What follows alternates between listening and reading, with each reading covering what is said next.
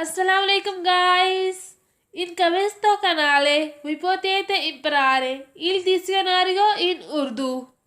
तो चलिए आज का लेसन हम स्टार्ट करते हैं। तो पहला है अदातो। अदातो इसका मतलब है मुनासिब। अगला है अदेतो। अदेतो इसका मतलब है मुलाजिम। अगला है अदोरमेंटारे। अदोरमेंटारे इसका मतलब है सोना या गनुदगी चाहना।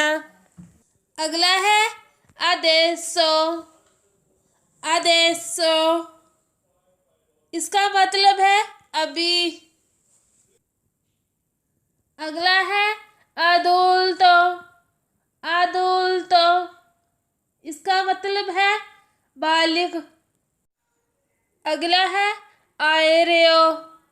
आएरेओ इसका मतलब है हवाई जहाज। अगला है आएरोपोर्तो।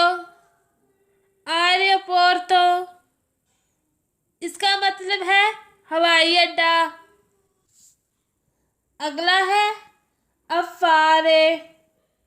अफारे इसका मतलब है कारोबार। अगला है अफेरमारे। अफेरमारे इसका मतलब है तस्दीक करना। अगला है अफेतो।